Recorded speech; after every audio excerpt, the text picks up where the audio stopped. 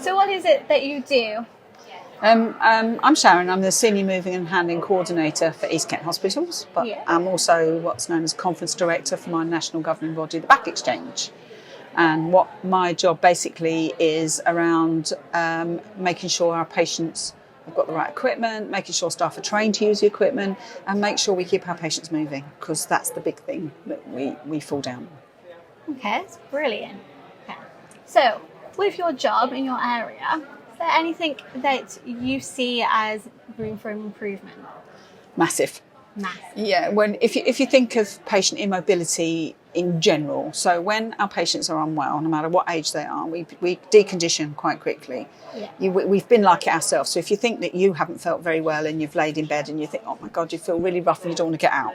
But what's actually happening to your body, the rest of your muscles that you're not using, therefore, as you decondition, great at your age, you're not going to decondition as quick as probably this old girl will be.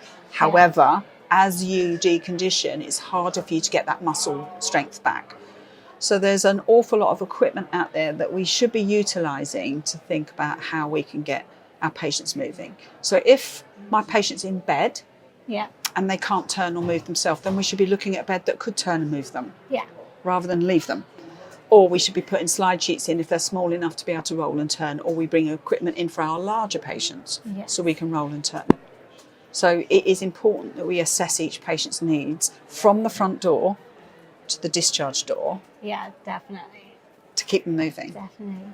Brought up immobility. So do you see a lot of the immobility growing? Oh, yeah. I think across the board, I think we are slower in discharging our patients today. That's not the hospital's fault. It's not the nurse's fault. Yeah. You know, they do an amazing job just as our community teams do. I think the biggest problem is the fact that blocks in equipment coming through, the cost of equipment coming through, not enough space in the hospitals, not enough bed spaces. So we in ourselves, you know, where we would have had 6-bedded bays, we've now got 8-bedded bays. So if you're using a mobile hoist with a bed directly behind you, you're limited space. So we have to think again, well, how can we manage this space? Well, we need overhead hoist systems. But then that costs more money. So all of these things need to be implemented and forward thinking. And people say all the time that the NHS are in dire straits. I think personally the NHS are in dire straits. They do an amazing job. We just have to think a way forward to keep these patients mobile. And as I said earlier, there's such good equipment out there. You know, if the patient's fallen on the floor, we shouldn't be having to lift this patient. We should be putting an air device underneath to bring that patient back up. Yeah. Problem with that is the cost. A lot of things. Cost, staffing. What do you make to the staffing? I think there is a big issue with staffing. We know this, and I think they feel a bit downtrodden, if I'm honest, because I think they did a lot of work during COVID and not just nurses in general across the board. Yeah. However, we've also got to look at, we're still doing things the old-fashioned way. When I started back in the day of the dinosaur, you know, you took 3 or 4 nurses to move a patient because we didn't have hoists, we didn't have slide sheets.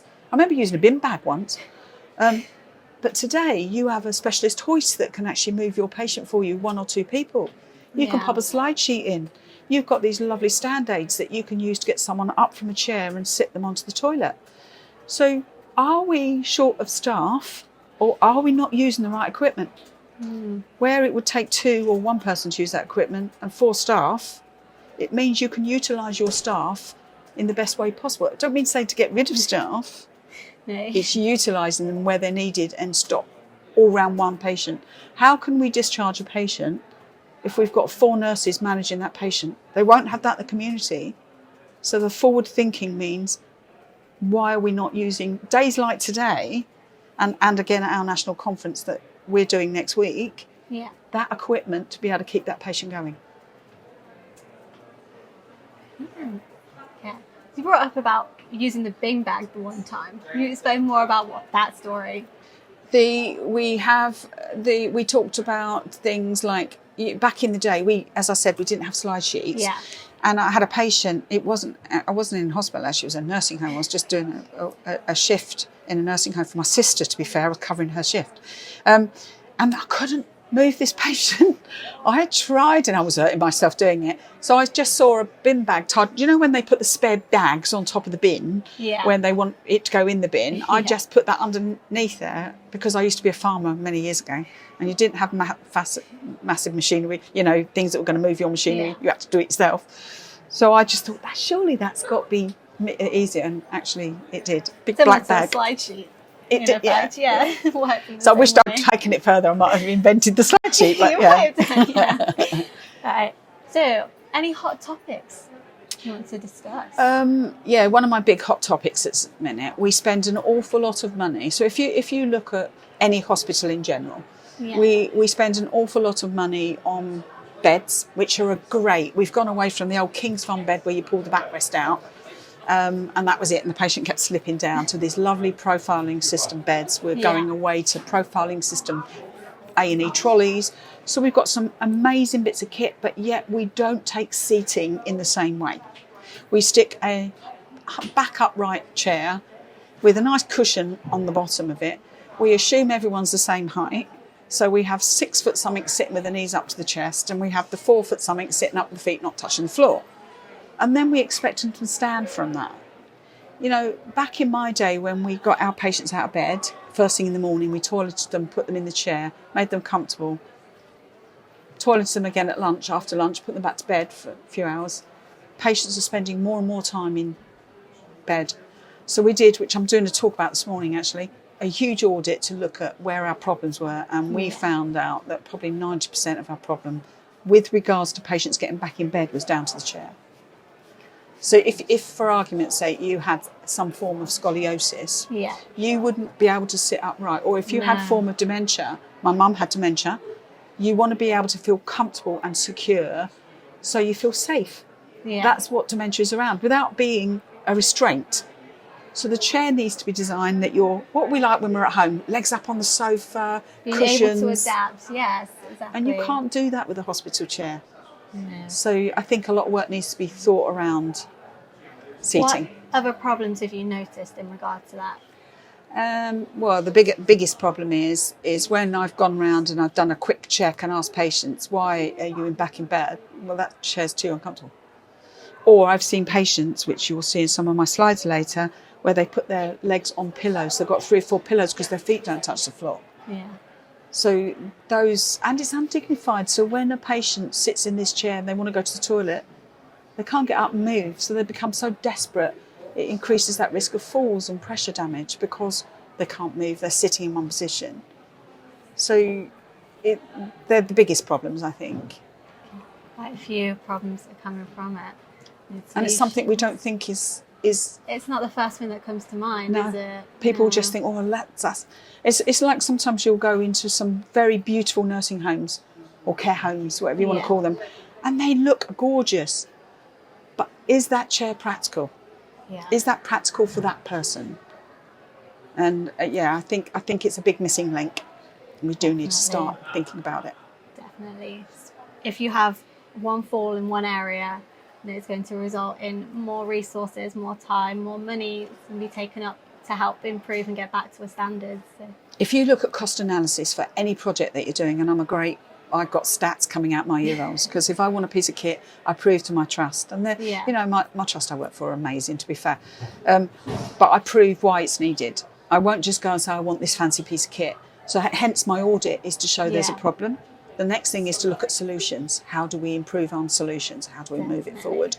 So you need to look at, no trust is going to spend thousands of pounds on just changing something. They don't have that money. But if you prove through risk that you can reduce pressure ulcers, you can reduce falls, you can reduce discharge, length of discharge stays, because the cost of that alone is expensive daily, all of those will pay for the equipment that you need. Yeah, definitely. Definitely. So it's looking at the holistic approach to it. Yeah, definitely. Yeah. So what steps, what solutions are you taking? What we've done as a trust itself, as I said, we've looked at the audit, we've done all of that. And the next step is to start looking at what equipment is available that can fill that gap. Because again, I could buy the most fanciest chair that's out there, but that don't mean say it fits you. Because we're all different. So we need to then look as a trust at going out and looking at all these different pieces of kit and seeing where we can fit them and do a cost analysis around that, where logically we could put it.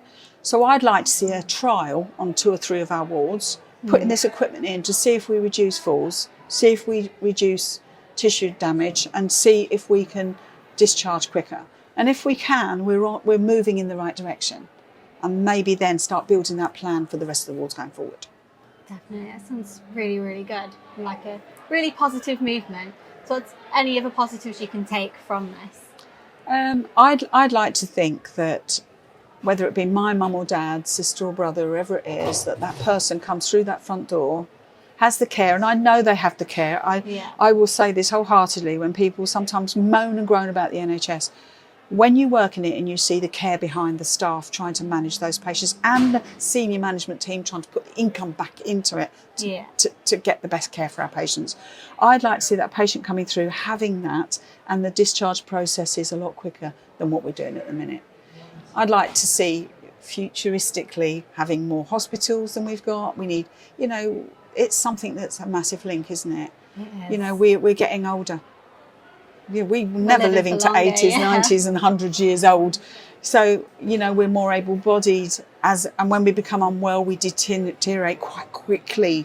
Yeah. So these are all the gaps that we need to start backfilling. We need to start filling them, yeah. So thinking about future building of our hospitals, and I know NHS England are thinking about that at the minute through the building programme, so the equipment that goes in it is where I'd like to see it. And as you can see, I've got a lot of passion around it. I love it. I love the passion, I really do.